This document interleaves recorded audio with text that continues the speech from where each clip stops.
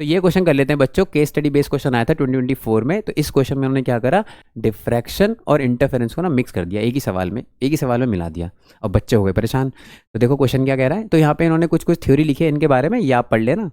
तो यहाँ से क्वेश्चन स्टार्ट हो रहा है कि टू स्लिट्स हैं, जो दो स्लिट्स है, देखो ऐसे दो स्लिट हैं, एक ये स्लिट हो गई, एक ये स्लिट हो गई। इनकी जो विड्थ है, मतलब ये जो विड्थ है ये 2 माइक्रोमीटर है ना, दोनों की जो विड्थ है वो 2 माइक्रोमीटर है।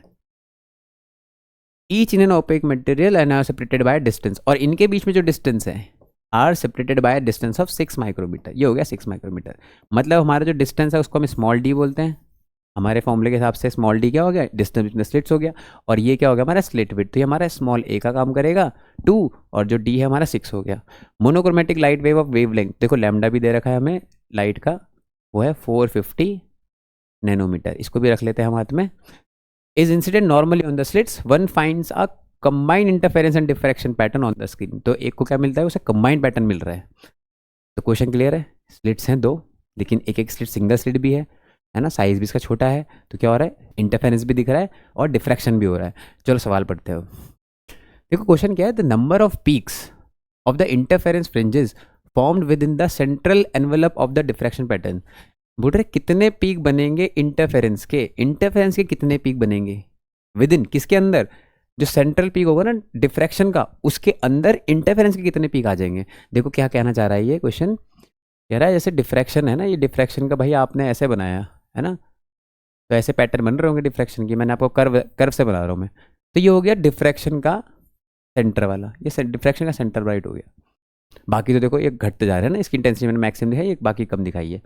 तो कह रहा है इसमें जो इंटरफेरेंस के कितने आ जाएंगे, इंटरफेरेंस मतलब मान लो इंटरफेरेंस ना ऐसे इसके अंदर, ऐसे इंटरफेरेंस की फ्रिंजेस है और इनकी विड्थ है कुछ इसके अंदर फिट हो जाएंगे ऐसे। मतलब मान लो ये जो है ना, ये 20 सेंटीमीटर है, ये 20 सेंटीमीटर का स्प्रेड हो रहा है सेंटर वाला, इसकी जो विड्थ है 20 सेंटीमीटर आ रही, और इसमें ना एक एक की ना 4 सेंटीमीटर है इंटरफेरेंस की। ये कौन से रेड वाले इंटरफेरेंस की पीक्स है, और ये किसका है, ये सेंटर राइट का है। तो अगर इसकी 4 है तो ऐसे 4 कितने बैठ जाएंगे इसके अंदर, तो भाई हम कैसे निकालेंगे, इसके अंदर 4 4 के कितने बैठ जाएंगे, 5 बैठ जाएंगे, फिर 1 2 3 4 5, है ना, 4 + 4 + 4 + 4, मतलब कैसे निकाला हमने 20/4 यूनिटरी मेथड। भाई टोटल जैसे आपको एक क्यूब के अंदर आप छोटे छोटे क्यूब कितने रख सकते हो, तो हम कैसे निकालते हैं, आप बोलते हो बड़े वाले क्यूब का वॉल्यूम ले लेता हूँ और छोटे वाले क्यूब के वॉल्यूम से डिवाइड कर देता हूँ, मुझे पता चल जाएगा कितने क्यूब से वो भर जाएगा। सेम क्वेश्चन है, बोल रहे इसके अंदर इसके कितने आ जाएंगे, तो भाई इस बड़े वाले की विड्थ ले लो, बड़ा वाला कौन सा हो गया, है ना, ये कौन सा हो गया आपका डिफ्रैक्शन वाला हो गया, ये हो गया आपका डिफ्रैक्शन वाला, और नीचे कौन सा ले लो इंटरफेरेंस वाला। बस यही सवाल है।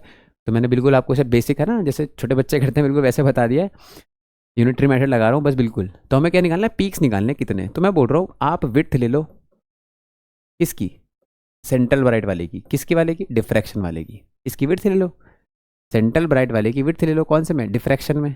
और फिर यहाँ पे इंटरफेरेंस, यहाँ पे विड्थ से डिवाइड कर दो किसकी, इसकी इंटरफेरेंस की। अब इसकी फ्रिंज कोई से भी ले लो, सबकी तो बराबर ही होती है, कर दो डिवाइड। तो इसका फॉर्मूला क्या होता है, अभी पता था डबल होता है ना, डिफ्रैक्शन में कैसा आता है डबल, तो 2 लैम्डा अपॉन ए। अब एंगुलर लिखना है तो ऊपर भी एंगुलर नीचे भी एंगुलर, लीनियर लिख रहे हो तो ऊपर भी लीनियर नीचे भी लीनियर, है ना, दोनों सेम रखेंगे।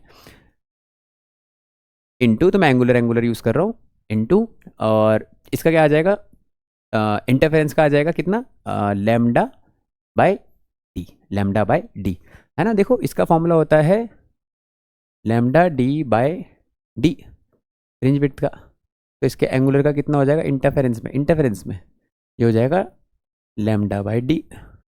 और इसमें जो डिफ्रैक्शन में जो फ्रिंज विड्थ का फॉर्मूला होता है, सेंटर वाले का कितना होता है लैम्डा बाय ए का डबल, है ना, बाकियों का कितना होता है, उनका होता है लैम्डा बाय ए, है ना, बाकी सबका लैम्डा बाय होता है। तो बस मैंने वही लिखा है लैम्डा बाय ए।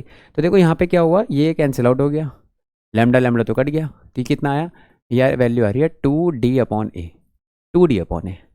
तो n की वैल्यू आई 2D/A, तो d कितना था और a कितना था, ये देख लेते हैं हम पीछे। d हमें 6 दिया था, a हमें 2 दिया था, d 6 है a 2 है, तो रख देते हैं d की वैल्यू 6 है और a की वैल्यू कितनी है 2 है, तो ये 2 से 2 कट गया, तो कितना आ गया 6। यानी कि सेंट्रल मैक्सिमा वाला जो डिफ्रैक्शन का जो सेंट्रल मैक्सिमा उसके अंदर इंटरफेरेंस के 6 पीक आ जाएंगे, तो इसका आंसर क्या होना चाहिए 6 पीक्स आ जाएंगे। चलो नेक्स्ट पार्ट। नेक्स्ट पार्ट क्या बोल रहा है, the number of peaks of the interference fringes, कितनी, फिर से वही सवाल पूछ रहा है, कितनी पीक्स बनेगी इंटरफेरेंस की if the width is doubled. बोला विड्थ को हमने डबल कर दिया, स्लिट विड्थ को डबल कर दिया, keeping the distance between the slits the same, मतलब डी तो सेम रहा, ये सेम रहा, लेकिन ए को हमने डबल कर दिया, इसको 2a कर दिया। तो भाई निकाल लेते फिर नया एन डैश कितना आएगा, पहले 6 आ रही थी, अब देखते कितनी आएगी। तो एन का मतलब क्या हो जाएगा 2d, है ना, ये निकाला हमने वैल्यू, फिर से हम वही तरीके से निकालेंगे 2d अपॉन ए, पर D dash D A dash, पर डी तो सेम रहा, डी तो डी है, लेकिन ए चेंज हो गया, ए कितना हो गया 2a। तो हमारा आंसर आ रहा है डी बाय ए। तो डी था 6, ए था 2, तो ये कितना आ गया आंसर 3 हो गया बस। भाई ये आधा हो गया है ना, तो ये भी आधा हो जाएगा, तो इसलिए आंसर कितना आ गया 3 आ गया। तो देखो सोचना तो यहाँ था, सोचना तो फर्स्ट पार्ट में था, ये तो बस इसको कंटिन्यू कर रहे हैं हम लोग, और ज़्यादा तो कुछ है नहीं, सोचना बच्चों ये था बस, ये वाला स्टेप सोचना था बस। Third, if instant of 450 nanometre light, बोल रहे 450 नैनोमीटर ना यूज़ करते हम, उसकी जगह हम यूज़ करते 680 नैनोमीटर की लाइट, तो कितने पीक बनते? भाई सेम तरीके से निकालते हम, पर लैम्डा तो कट ही जाएगा। तो जो हमारा एन आ रहा था वो तो भाई 2d अपॉन ए, भाई वो तो एक डिस्टेंस पे डिपेंड कर रहा था, स्लिट्स के बीच में डिस्टेंस पे, और किस पे डिपेंड कर रहा था, स्लिट विड्थ पे। अब इनमें से अगर तुम कुछ चेंज करोगे तो सोचेंगे हम कि हाँ चेंज होगा आंसर, पर जब चेंज ही नहीं कर रहे भाई, जो तुमने लास्ट चेंज किया उसके बाद तुमने कुछ चेंज नहीं किया, तो आंसर भी तो सेम रहेगा।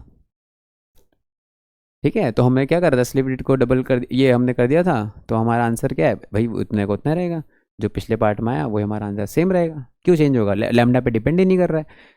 तो भैया ये क्वेश्चन आया था और इस सवाल ने बच्चों को बड़ा परेशान किया था 2024 में। ठीक है, 2024 का भी one of the tough question लगा था बच्चों को ये।